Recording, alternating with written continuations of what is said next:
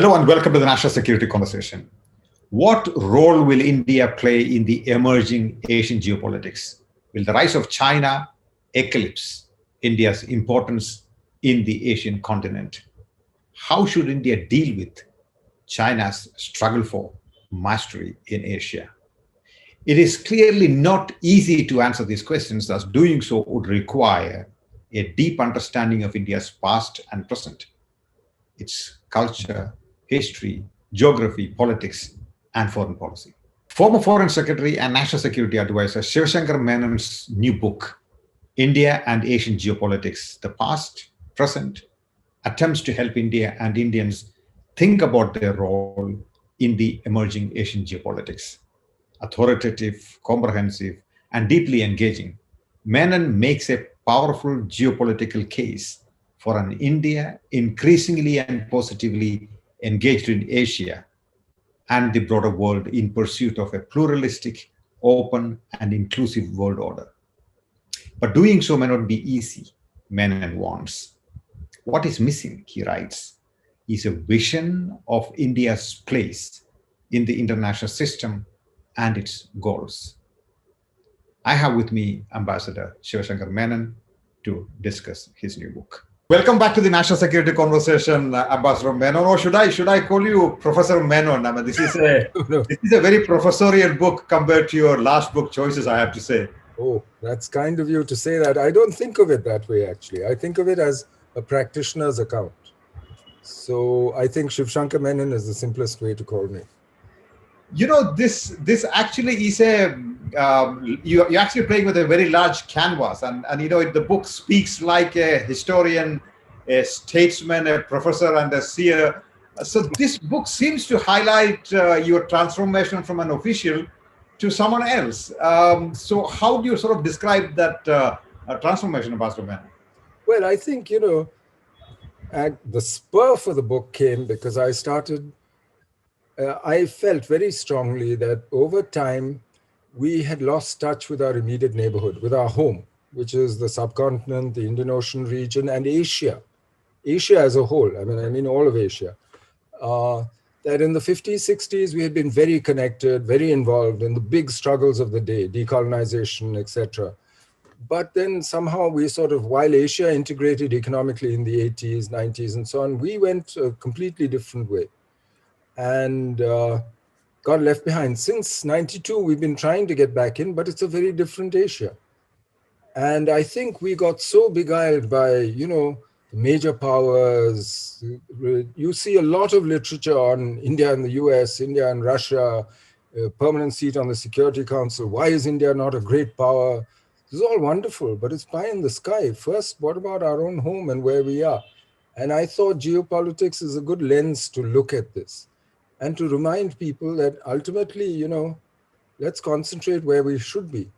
And then we'll worry about the world and all these bigger issues. But of course, the world impinges on Asia because now Asia is the center of gravity of world politics and the world economy. And we are now next to it. So we're part of the churn. But tell us more about the process of writing this book, the thinking behind this. Because unlike the last book choices, this is that is very clinical to the point, very explanatory in nature. But this is more sort of setting the history right, sort of an approach and treatment. So, what sort of made you write this? And how did you more discursive? But it's also because, you know, I had started teaching a course on India in Asian geopolitics at university at Ashoka, and I discovered that all my students had been born in this century.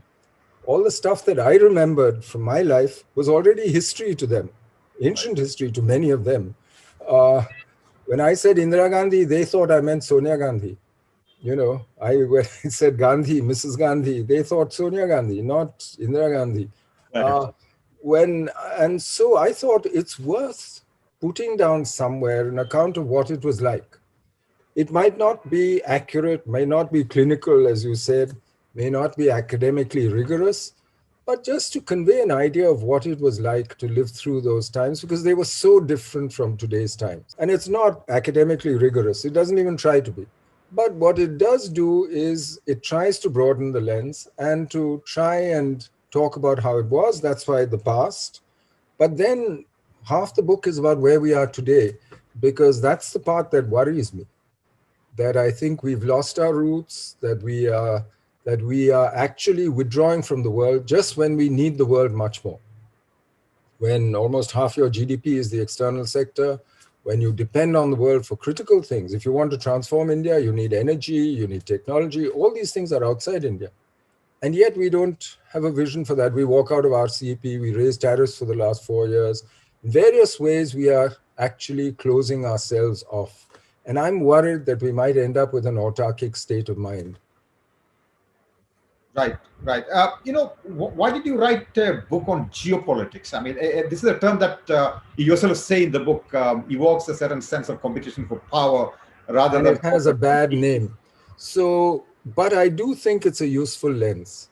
Right. If you use it in the broader sense, not in the sense of geography and its effect on the choices that nations make, but in the broader sense that the dictionary now defines it, which includes economics, geography, history, demography, the broader forces that drive a nation forward.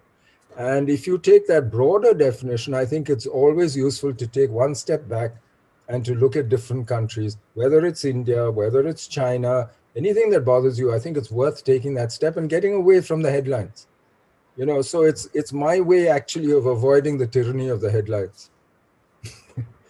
That's right.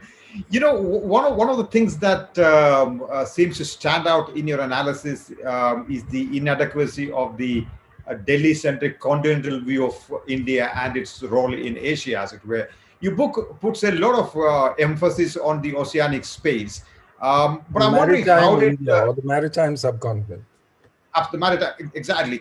How did Delhi's strategic imagination come to occupy such insufficient historical awareness about its maritime lineage and linkages, as it were?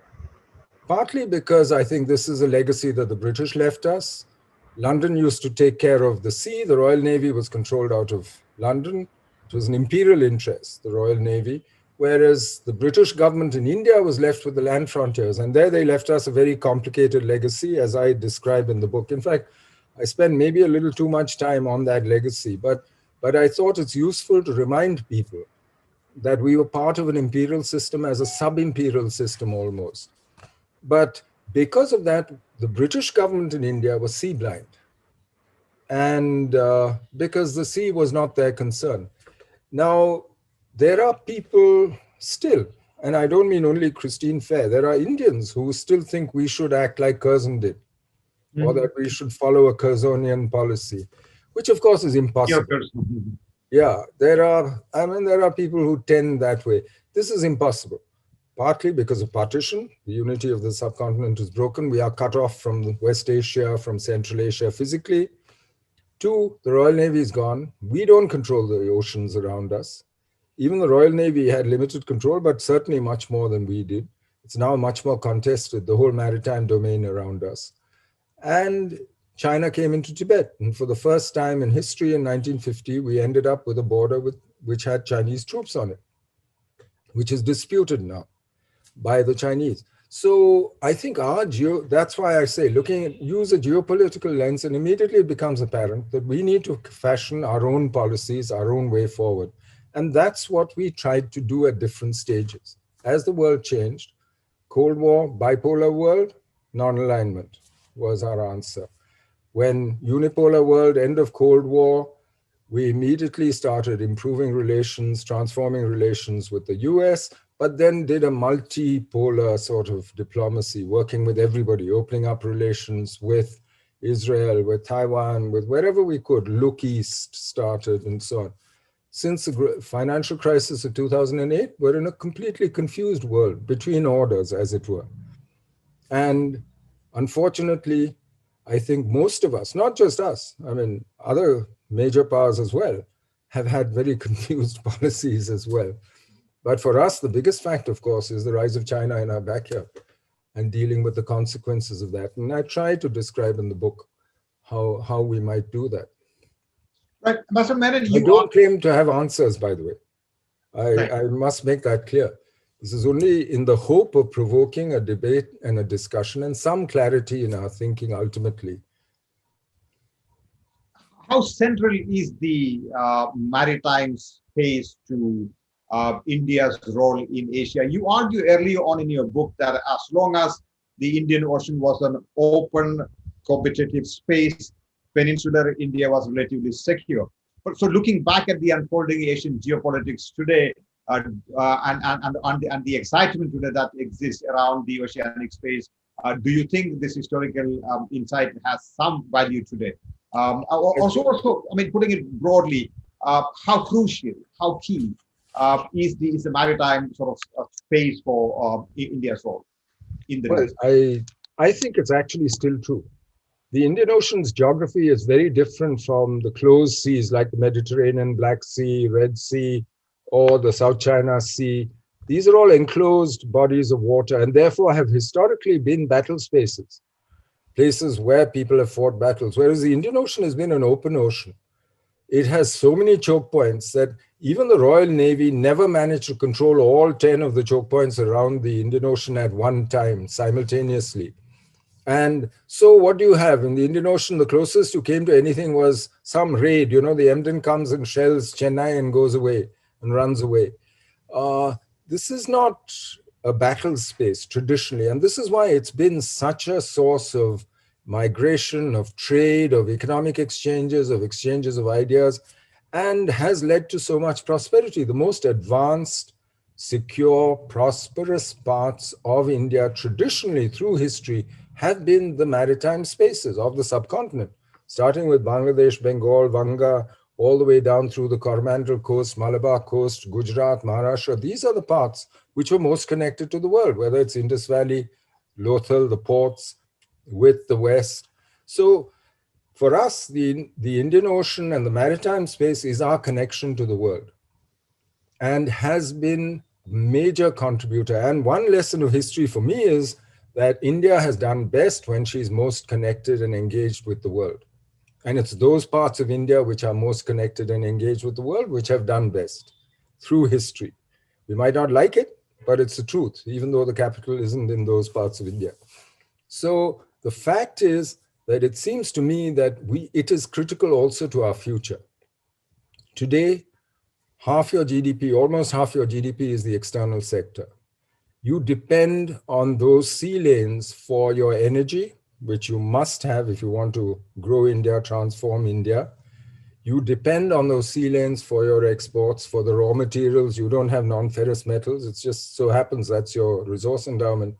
You need those sea lanes and the connectivity that it gives you. You have an interest in freedom of navigation through these sea lanes. And that interest has shifted towards Asia. When we started radical reform in 91, most of your trade went west through the Suez Canal to West Europe, to America, and so on. Today, 38% of it goes through the South China Sea, which in the same period has become very contentious. So you have a core interest actually in your own prosperity, depends on freedom of navigation in that water, in the South China Sea. So the maritime space becomes very important to you. Now, unfortunately, at the same time, the main contradiction in global geopolitics has also come home to Asia. I mean, between China and the US. The US is pushing back against a rising China.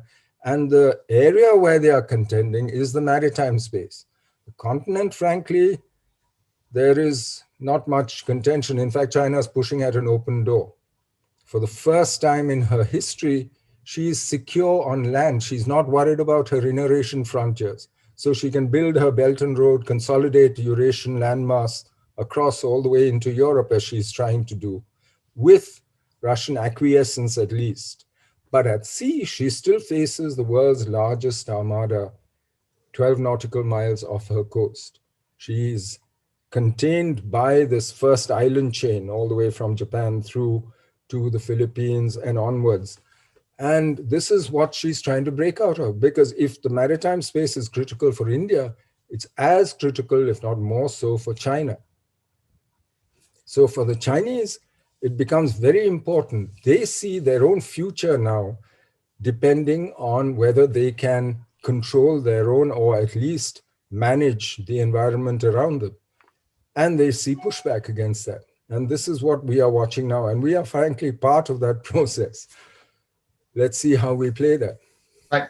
Maritime space is critical to India's growth, absolutely. And for the first time in history, perhaps, the Indian strategic imagination is shifting from the continental space to the maritime space. And yet, in your book, you seem to say that the concept of the Indo-Pacific and the Quad, certainly the Indo-Pacific you mentioned, is dangerously out of touch with reality.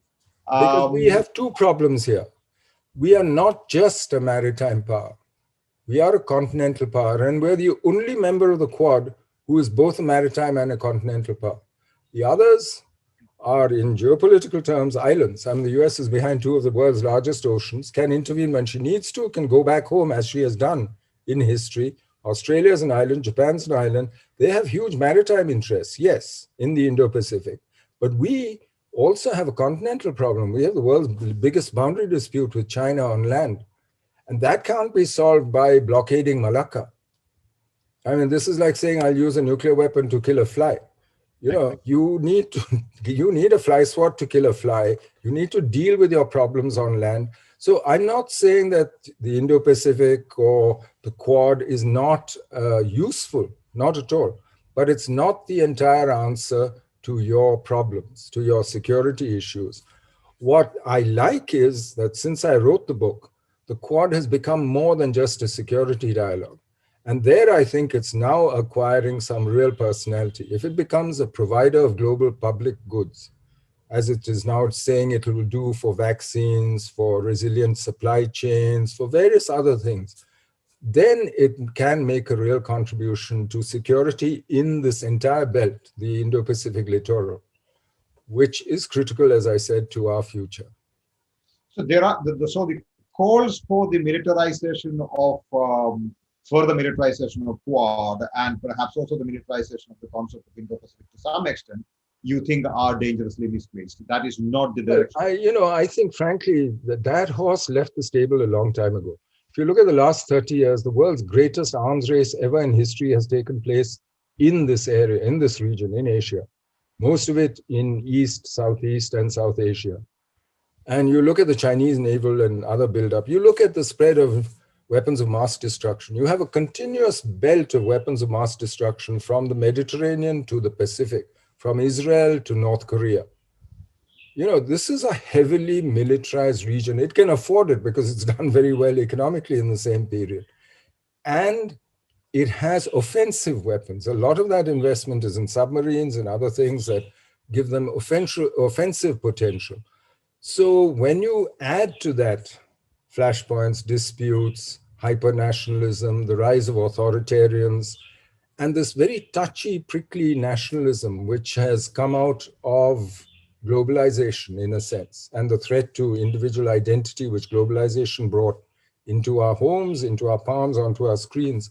So given all that, that mixture, this for me is a dangerous mixture. And that makes me worried. So I don't think it's already militarized. It's not that it is going to be militarized or the Quad is going to militarize it. Quad is a dialogue. And in any case, the Quad will be effective if it works with others who are in the region. And my answer to that is exactly what it's doing. Depending on the issue, find partners and work with them. Right. Ambassador Menon, early parts of the book talks at length about the divergent visions of Panikkar and Nehru on the post-independent role that India should have in Asia. Panikkar's vision, also supported, as you write, by Patel, was to have a more prominent security role for India in Asia, which was, of course, not subscribed to. But in retrospect, do you think Nehru made the right decision? Or did Nehru's vision of pan-Asianism and not following a security role in Asia perhaps did not really help India to grow as a major power in the region? You know, I think we underestimate the resistance there was for an Indian role. Don't forget that for about 100 years before Indian independence, the Indian role, as the locals saw it in all these places, was as enforcer of the British Empire. Mm-hmm. Who did the Chinese see? They saw Sikhs keeping Chinese out of a park which said no dogs in Chinese. Who did the Vietnamese see? They saw the Indian army under Gracie bringing the French back and putting them back in place in Saigon at the end of the war.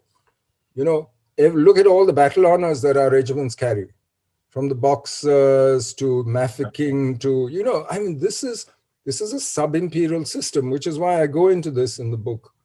And I think the Indians were used to fight Asians, but they were not used to fight the whites. White people. Yeah. In fact, Jodhpur Horse used to claim very proudly the only time we were dehorsed was when we were sent to South Africa and they took our horses away and made white people use them. Right. But anyway, the problem was that we were colonial enforcers, and many of our diaspora were also seen as actually having come with the colonizers or with the imperialists. That's not an easy legacy to overcome. And the fact that Nehru did it so quickly and opened up Asia to you, I think he did it with three things. One is, of course, Asian Relations Conference, Bandung, Pan-Asianism in various forms, but also by decolonization and by the real support that we gave to decolonization, whether in Indonesia, whether in Burma, then wherever, Malaya. Malaya was a little more complicated, but we did solid work. And we made sure that we withdrew from all these imperial extensions and we refused to take reparations from Japan, for instance. I think that took and it took some vision. And that is why I think when you did have trouble with the Chinese in 59 and 62, you got solid support through Asia. Very different from what happened in 2020. And when everybody just backed off and left you to your devices, and even Trump said, I'm ready to mediate, you know. But what Nehru had done was actually to change the narrative completely and to change and to make it possible for India to engage seriously with Asia, with our neighborhood. And he was very active in the subcontinent. He was active across the board. So I actually think what he did was necessary. I don't think that Panikkar, Rajaji's ideas, which were based, by the way, on using British power and on working with Britain. But I think everybody underestimated, rightly, I mean, after 100 years, 200 years of colonialism, I don't think they understood how Britain had suddenly lost power so rapidly, and that after World War II, she was no longer a global power, that she would have to withdraw within years, not just from Southeast Asia, east of Suez, but even from Africa in the early 60s. Let me pose that question slightly differently. Had Nehru taken Panikkar's vision more seriously, would India's grand strategy have become more conscious of the importance of the maritime space? Let me put it the other way around. I think Nehru saw it politically correctly, and I think politically he was right in what he did. Yeah. I think he missed the economic boat. When Kishi came in 56, 57 and said, look, let's do something about Asian economic integration. Let's open up our economies. We can grow together because we have the markets. Japan has the technology and the skills, but we need to work together. He came to us. He came to Southeast Asian countries. We were going the opposite direction. We were doing industrial policy resolution. We were going to second plan. You know, we were going autarkic. Just when he was saying, come the other way. If he had made the economic call, which is what Panikkar and Rajaji certainly was making, then he'd have seen the importance of the maritime space. Interestingly, Indira Gandhi did immediately. One of the first things she did after coming to power was to say, we have to do our maritime boundaries. And most of our maritime boundaries were actually done in her time because she saw the importance of this. And she remembered how important it was to actually reach out to this. But later, that didn't quite work. But for me, that's a story. Our relationship with Southeast Asia is a story of missed opportunities on both sides. Right. Ambassador Menon, you know, from what you have said so far and what you write in the book, clearly, Asia is becoming the epicenter of economic growth as well as the competition for power by various interested parties, from the United States to China. So where do you find India in this contemporary geopolitics of Asia, you know, caught between perhaps a rising superpower that is China, and another superpower that is sort of bent on checking its rise. Where do you sort of see India, and how concerned are you about getting caught in this sort of competition? You know, I think there's two parts to this. One is, what kind of India do we want? That's very important. What is our purpose in India? What's the purpose of our foreign and security policies? For me, the purpose is to transform India into a modern, secure, prosperous state where every Indian can achieve his or her full potential, right? If that's your goal, then you use the situation, you read it, and that gives you a certain vision, a certain way forward in dealing with the world. And that is a vision which for many years was, I think, shared across the political spectrum by most people, most governments of India, including all the way, I would say, up to, say, UPA 2. Whether it was NDA 1, whether it was Narasimha and so on, they might find different ways of achieving it because of changing circumstances, but they agreed on the vision. So I think the vision is very important because that teaches you. Secondly, how do you read the situation around you? Today is not another Cold War. It's not a bipolar world because China and the US are actually codependent. They are actually tied at the hip, joined at the hip economically. So they might have strategic competition, but they have certain common interests, not just economically, but also in preventing other powers from rising. There's a point beyond which they will not welcome others to the fold. So as long as you follow the strategy of successful rising powers through history, whether it was the US, whether it was Britain earlier, which is keep your head down, concentrate on gathering material power, economic, military, etc., and work so that you gather enough strength. And if you do want to reveal ambition and so on, choose the right time when you have enough power to actually make it happen. We are very far from that stage yet today because we are in a very confused situation. The world is multipolar economically. China is a global economic superpower. Militarily, it's still unipolar. There's only one global power which can project military power around the world, the US. So militarily, it's still unipolar. It's tending towards multipolarity in East Asia, Southeast Asia, where China is gathering strength and is trying to achieve primacy, but still hasn't quite managed it. Politically, it's thoroughly confused because, as I said, if China-US competition is also going to be matched by China-US cooperation on the economy, on climate change, on other things, how do you play this? You can't just play it purely like we did in non-alignment, where you said, I'll talk to both.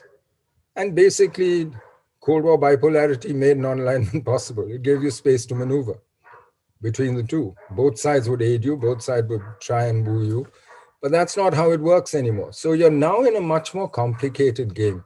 And I think it's all the more reason to concentrate on clarity of vision and on your own home, on your relationships in the subcontinent, in Asia, and the Indian Ocean region. You know, I let me quote what you write. I mean, in this context, you write that what is missing is a vision of India's place in the international system and its goals, as Nehru was able to articulate in his time, even though he was not entirely in touch with the realities of power, and therefore, so some of his policies failed. So, what is India's strategic sense of itself today, according to you? And are you saying that we have got priorities wrong? I'm confused, frankly. I mean, we now talk about being a Vishwaguru. Right. But you're a net importer of knowledge. You're not a great source of innovation. Are you? Are you a provider of knowledge to the world? It's been a long time since you've been that. So what are you guru of? You're a yoga teacher. I mean, for me, that's not a goal. And how does being Vishwaguru help you to transform the lives of Indians? So for me, you need to go back to where you were, which is, what did Nehru say?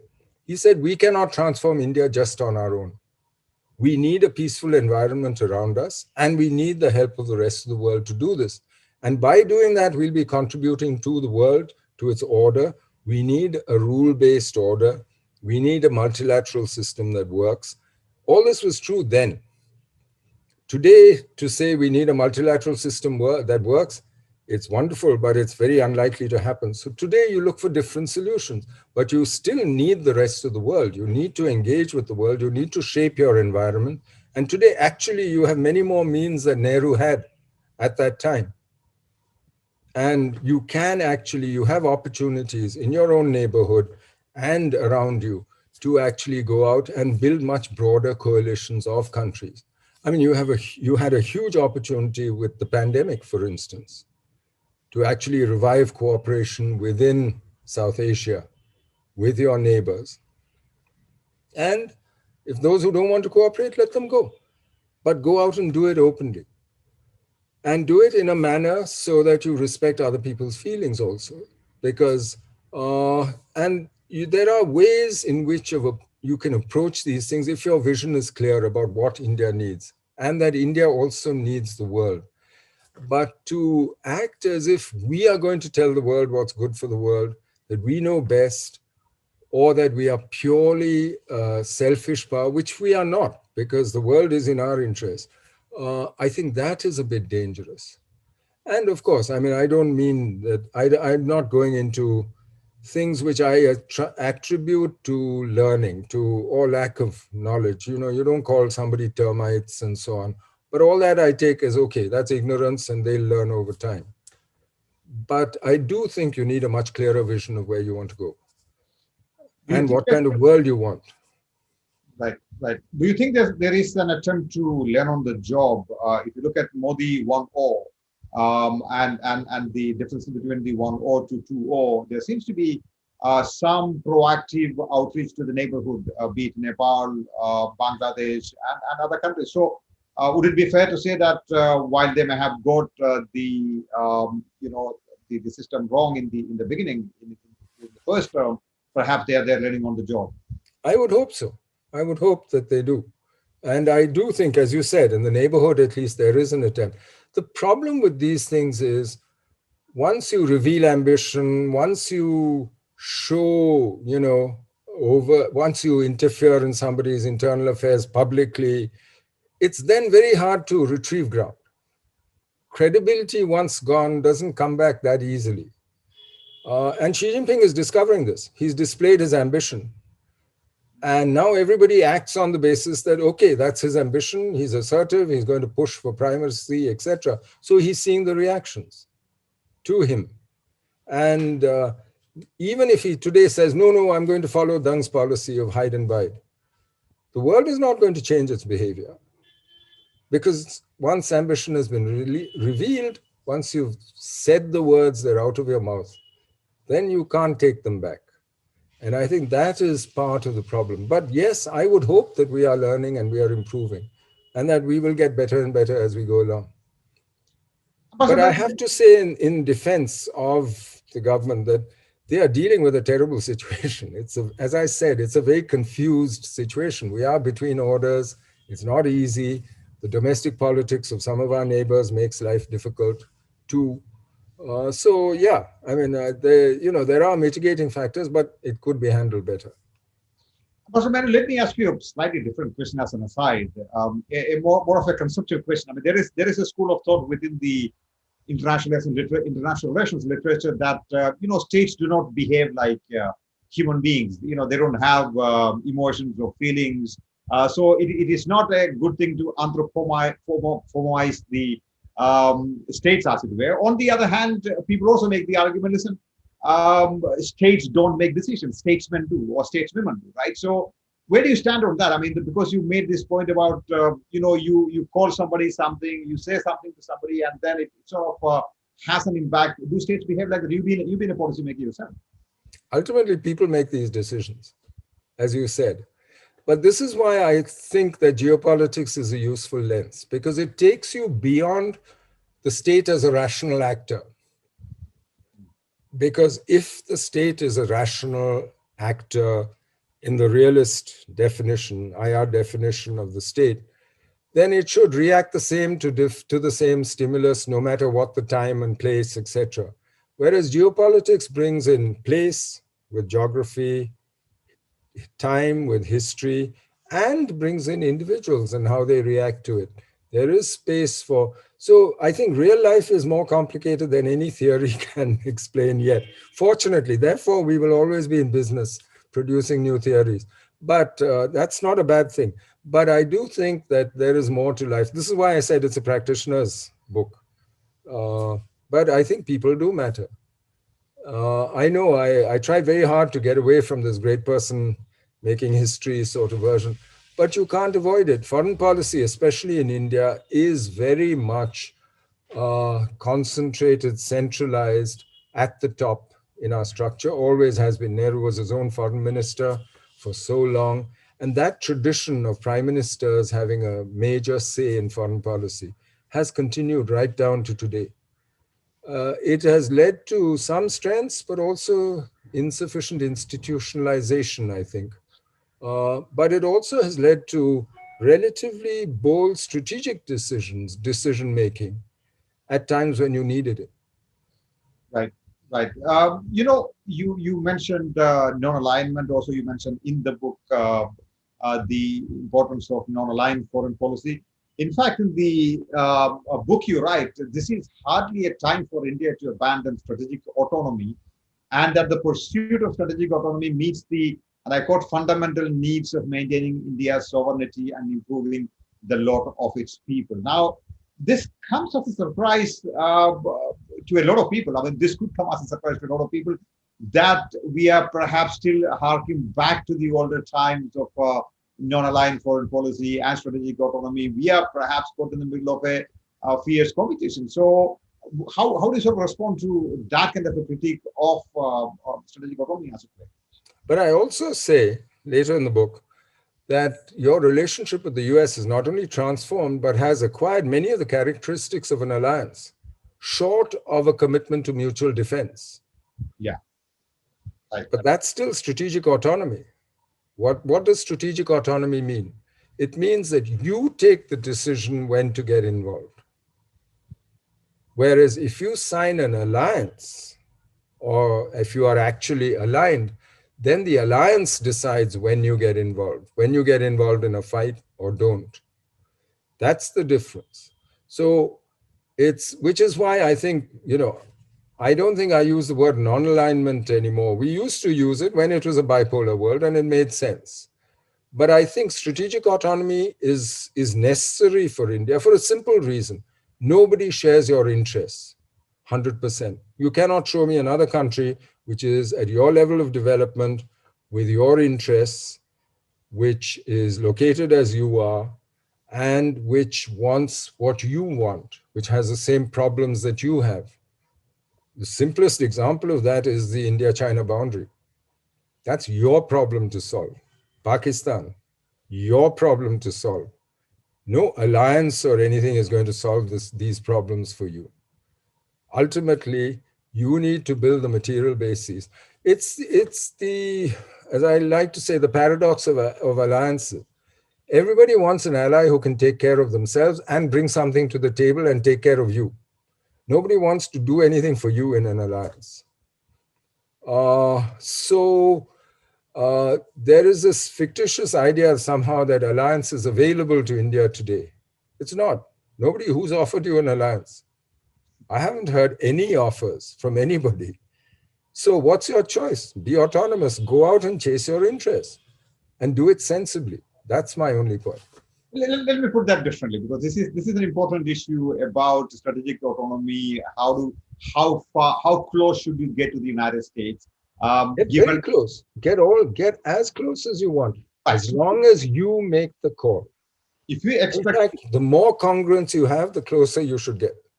But you said China is India's 5-5. Should it come to that? And Pakistan is India's 5-5. I said the India-China boundary is your problem to solve. So tomorrow, should there be a confrontation between India and China, would India expect the United States to help out? And if the United States does help out, I know it's a completely hypothetical sort of a question, and if the United States does help out, day after tomorrow, they could ask you to help them out in a different theater. How can you say no to that? You choose. If it suits your interest to help them, help them. I think that's the important thing. Not that you have signed a prior commitment saying, whenever you need my help, I'll be there. Whenever I need your help, you will be there. I think that is the difference between strategic autonomy or not. The US has global interests. Your interests are limited. And the US is not going to get involved in another land war in Asia, not for a long time, after her experience of the last 40, 50 years. And this is most unlikely. Nobody's going to fight your war with anybody. Let's be quite clear about that. You need to develop your own strength. Self-strengthening is essential until you acquire your materials power, which you have done successfully over time, better than most countries have done, except, of course, China has done even better than you in the last 30 years or so. So for me, I don't see an alternative. People keep saying, oh, why do you mention strategic autonomy? Is there a choice? I mean, show me somebody else who shares my interests and who has the same attitude to the world, who needs what I need from the world.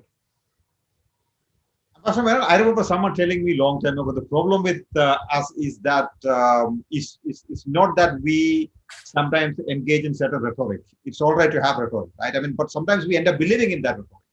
So if we... No, but this is what I say. This doesn't mean that I don't talk to anybody. It doesn't mean that I don't get close to the US, that I don't work very closely with partners, whoever they are. But I work with the US where I have common interests, and those interests are actually growing, the commonality of interests. And we should be willing to go out and do these things. I mean, we did civil nuclear. You need to do these things with the US. What we're doing now with the US in the maritime domain is remarkable. The US did help us last year when things happened on the LAC with intelligence, with equipment, which we needed. And they will do that kind of thing because it's in their interest to do so. And I hope they keep thinking so, because the US is a power which, at least since the turn of the century, has been saying that the rise of India is in the US interest. And that's something that's important, and we need to work with that. So we have transformed that relationship, and the Modi government has actually taken that relationship further considerably. And so I don't see how strategic autonomy gets in the way of that. The US also defines you as a partner, doesn't define you as an ally, and you're not an ally, frankly. So I don't see what the problem is. It's working. Let it work, make it work even better. So you'd say, supposing there is a request to send forces to a location outside India's borders tomorrow, and if that suits India's interest, India should perhaps do it. It depends on what it is. I mean, you remember there was a request that we send troops to Iraq. Right. Also, Afghanistan, was there a request? In 2003. And I remember the opinion was actually almost unanimous in the leadership until Vajpayee himself said no. And his logic was very simple. He said, if an Indian soldier gets killed, what do I tell his mother? Why did he die? Which is correct. That's a politician's instinct, but it's a true answer. She needs to be told this was in India's interest. There was an Indian interest here. That she will understand. And I remember distinctly his saying this after everybody in the CCS had spoken in support and given all kinds of reasons.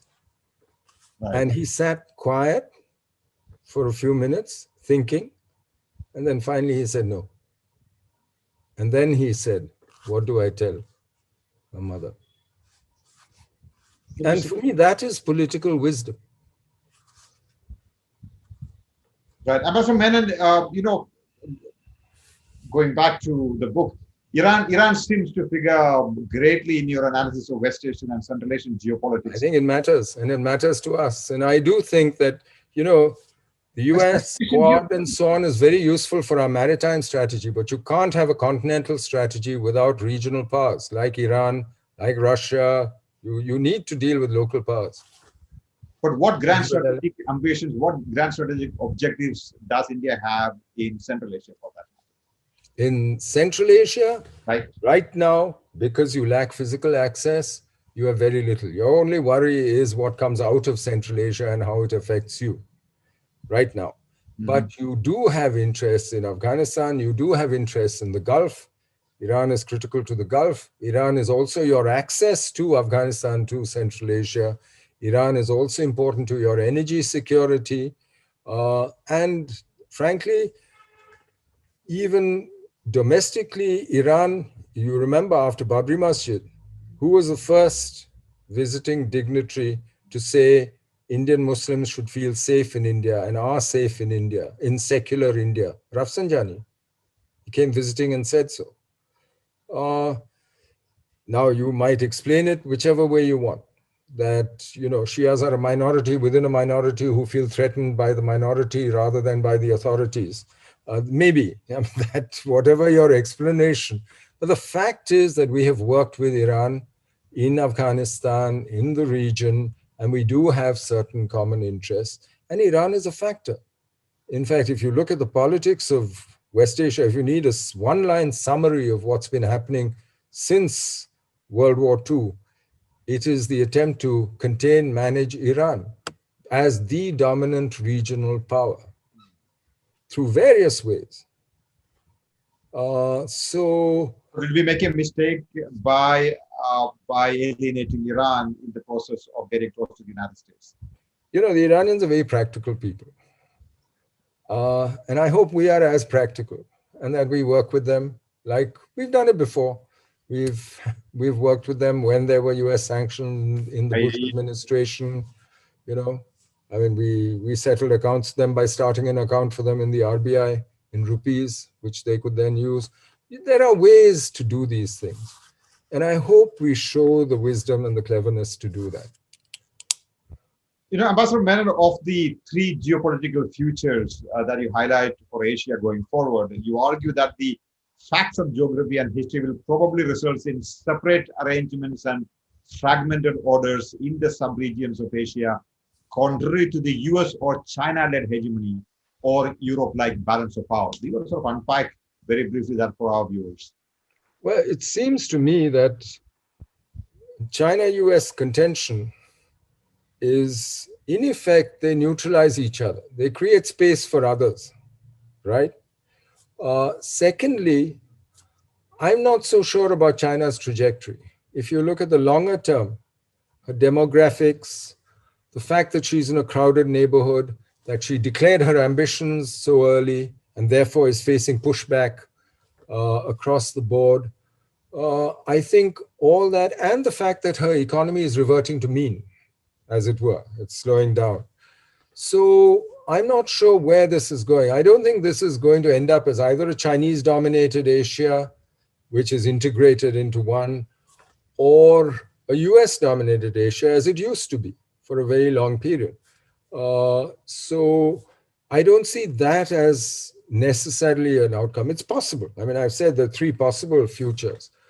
Nor do I see a concert of Asia. You know, as you had a concert of Europe, I don't see the Asian countries actually. We don't have the institutions, we don't have the security dialogues, we don't have the habits of cooperation on these issues. And all the flashpoints, hotspots are all here, whether it's Senkaku, Diaoyu, Taiwan, South China Sea, India, China, etc., Yemen. You know, you can go on, Iran, Saudi, etc. You can just go on and on all the way to Lebanon and the Mediterranean. So since you're not going to have a single power-centered order or a concert of Asia, what's the next? You get areas dominated by regional local powers, which is a traditional pattern of multiverses, of an Indian Ocean region, which was centered on India, of East Asia, which was centered on China, what they thought was a tributary system, of West Asia, where different regional powers, most of the time Iran, but Egypt as well, when she intervened, and later Turkey, actually created an order around themselves. So maybe we're going back to something like that, to a fragmented sort of order of that kind. Maybe. I mean, I am not saying, but that seems the most likely to me today. 2 years from now, if you ask me, I might say something quite different. Let's see. You know, I have one last question, and with that, I will let you go. So, according to you, India is fortunate in having a tradition of strategic thought that, unlike China's, prepares it for a polycentric or multipolar world of contention among today's powers of differing capabilities. Can you explain that? I mean, that seems to be a very interesting way of putting it, comparing India and China. Well, if you look at Chinese traditional political thought, even today, they see the world as a universe, right? There's heaven, son of heaven, who has the mandate of heaven, who is universal. And his authority, the mandate of heaven gives him authority over the whole world, depending on how civilized they are. The more civilized they are, the more authority he exercises. The further away, the less his power extends, the more barbaric they become. But the fact is, it's one universe. It's one structure with one legitimate authority and based on performance legitimacy. If there's rebellions, if there's floods, if you can't deliver, then it's over. You look at Kautilya's world. It's a world with city-states, confederations, kings, all kinds of, different kinds of, you have neighbors, and he gives you a formula to measure who is rising, who is falling. He actually tells you how to see if a country is rising, you don't take them on, but you make alliances, you work in a multipolar system, basically. And that's what you see around you today. So we have a tradition of thinking about these issues, and we actually have a way of thinking about these things that I think we should be applying. We need to get back to our own traditions of thought. And I think ultimately develop an Indian IR which works for our case. But for polycentric, we have multiple traditions of thought. Are we at some level giving up on those multiple traditions of thought today? I mean, I think we've been Europeanized in that sense. All of us, Chinese also. I mean, after all, Marxism is a European idea. But, we've all bought into this Westphalian state and this idea of hard sovereignty, hard borders, monopoly of violence by the state, etc. None of which has been true for any of us in history or true of our traditions of political thought. So I actually, if you ask me, I expect in the next 50 years that reality will catch up with this idea of Westphalian states all equal theoretically in sovereignty. They're not. And we're probably going back to much more traditional hierarchical systems where loyalties, everything is much more fluid. And you can have multiple identities, multiple loyalties, multiple relationships, rather like the way the world was. And that's, I think, much more in keeping with at least our tradition, even parts of the Chinese tradition. Mr. Menon, this is a fascinating book, and I'm going to sort of read out one of those very striking pieces from your book. Really read it all. This is frightening. Quite a bit. It's a long book. It's a long history. It takes a lot of intellectual, curiosity to understand what you're saying. It's very profound. So let me read out what I thought was very interesting, and our viewers should hear it.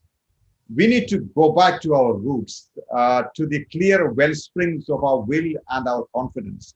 India is the country of Kautilya, Chandragupta Maurya, Charvaka, Kalidasa, Panini, Ashoka, Kanishka, Harsha, Akbar, Gandhi, and Nehru.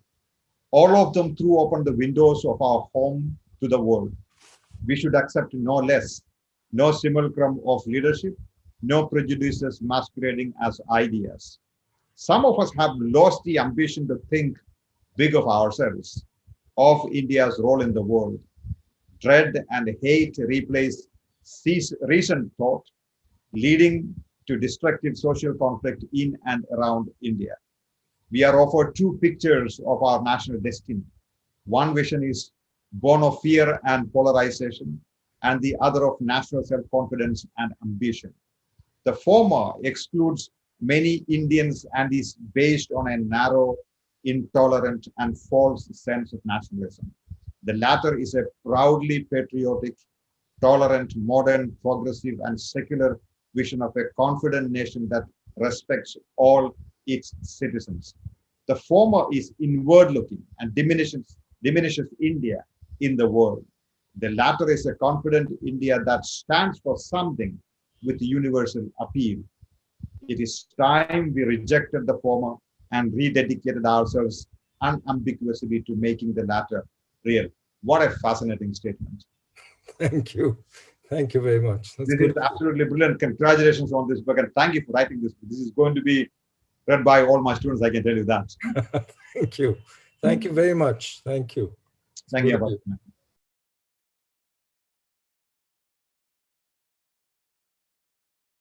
To receive instant updates on all videos from The Wire, click the subscribe button and hit the bell icon. Pay to support independent journalism. Click the link in the description and choose the amount you want to pay.